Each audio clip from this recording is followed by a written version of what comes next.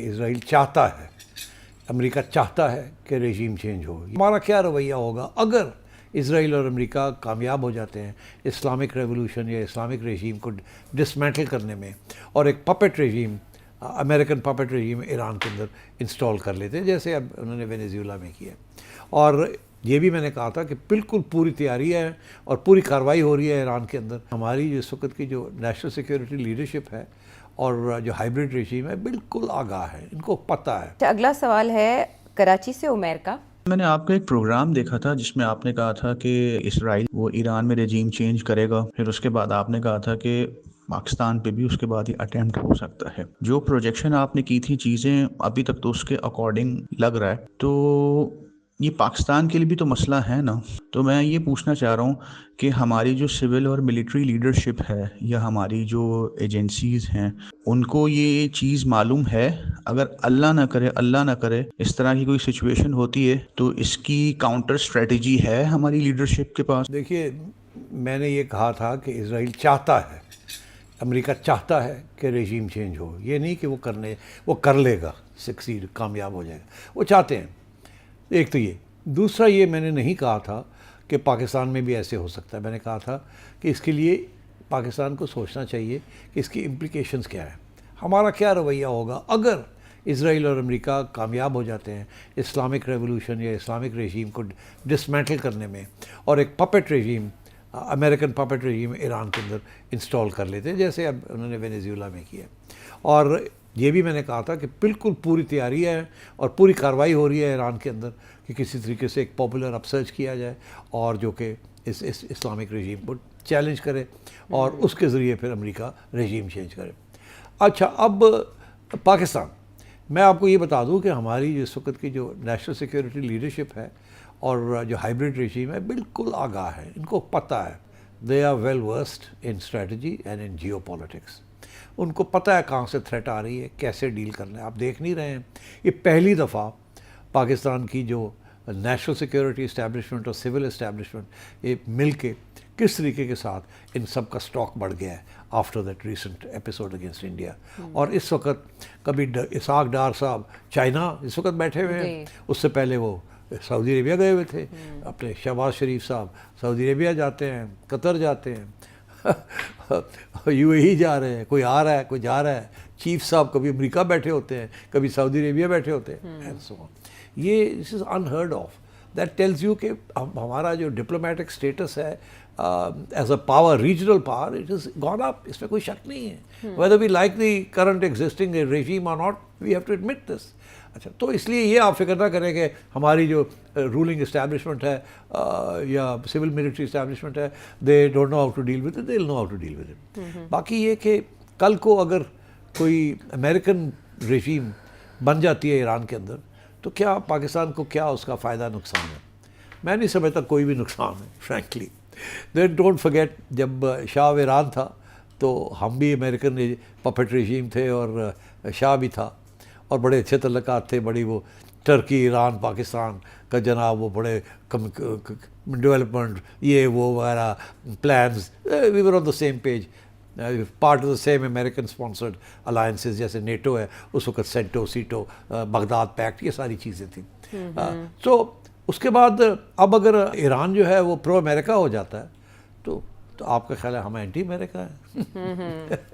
ہمیں تو بڑا فخر ہے کہ ہم نے امریکہ کو نیوٹرلائز کر لیا ہے، اور اب ہمیں امریکہ سے ہتھیار بھی ملنے شروع ہو گئے ہیں، اور امریکہ جو ہے وہ آن بیلنس پھر جتنا پرو امریکہ تھا وہ اتنا نہیں ہے، ابھی پرو پاکستان ہو گیا ہے، تو ہمارا تو stock is gone up. So I don't think pro American regime in Tehran will be an issue for Pakistan.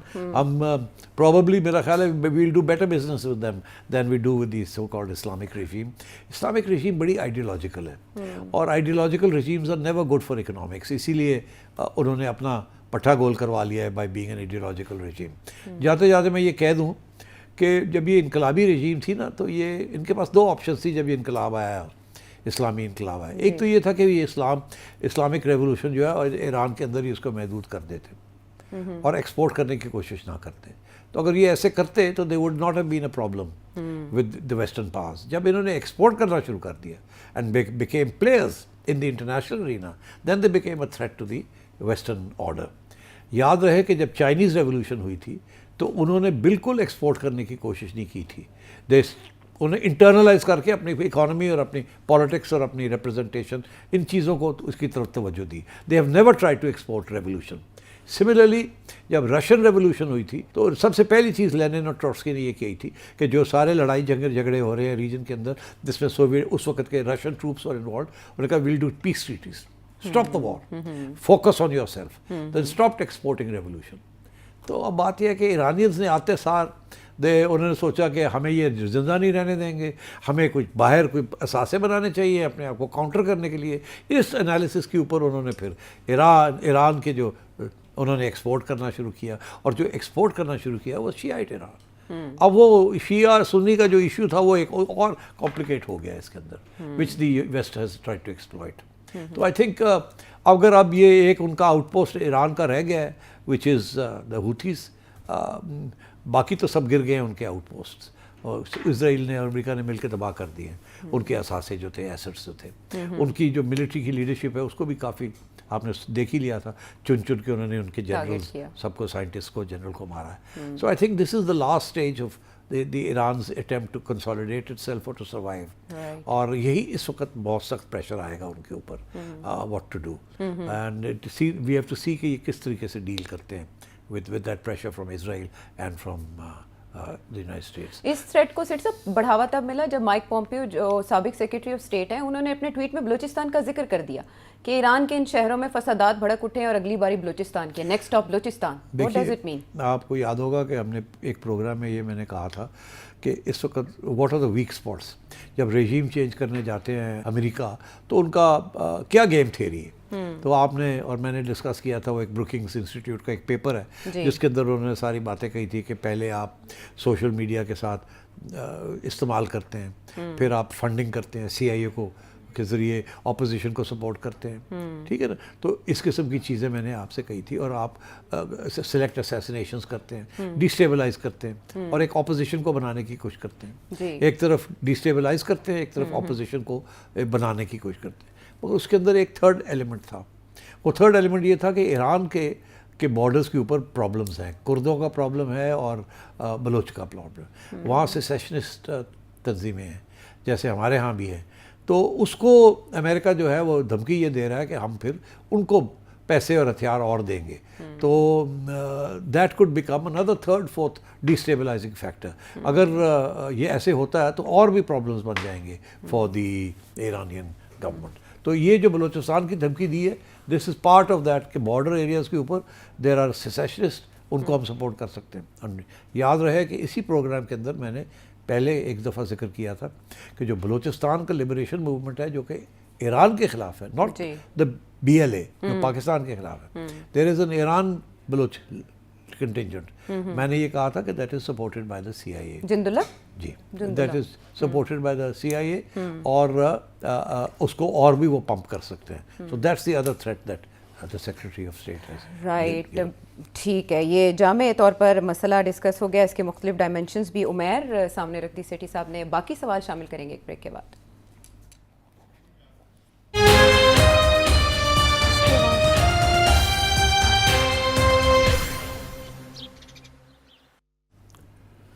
Welcome back to the شو. اور اب جیسے ہم تذکرہ انڈیا کا کر ہی رہے ہیں اپنے شو میں, تو ناروے سے ایک سوال اسی بابت آیا ہے, لیکن وہ پاکستان کی اچیومنٹ سے متعلق ہے, جس سے لے کر انڈیا میں ایک میجر صاحب تو سب سے زیادہ پریشان دکھائی دیے. عزت سبحانی صاحب کیا جاننا چاہتے ہیں؟ جو پاکستان ایئر فورس نے ایک نئے میزائل کا تجربہ کیا ہے کامیاب, کائنڈلی اس کے بارے میں تھوڑا سا بتائیے گا کہ اس میزائل کی کیا کیا خوبیاں ہیں, کیا اس کی صلاحیت ہیں, اور پاکستان ایئر فورس کو انڈیا کے اوپر کیا مزید سبقت برتری حاصل ہو گئی ہے اس میزائل سے. اور دوسرا, اس کے لیے جنوری کے مہینے کا انتخاب ہی کیوں کیا گیا ہے؟ کیا انٹیلیجنس کے پاس کچھ ایسی رپورٹس ہیں کہ انڈیا کچھ پلان کر رہا ہے؟ تو انڈیا کو اپنی طاقت دکھانے کے لیے ایئر فورس نے یہ میزائل کا تجربہ کیا ہے.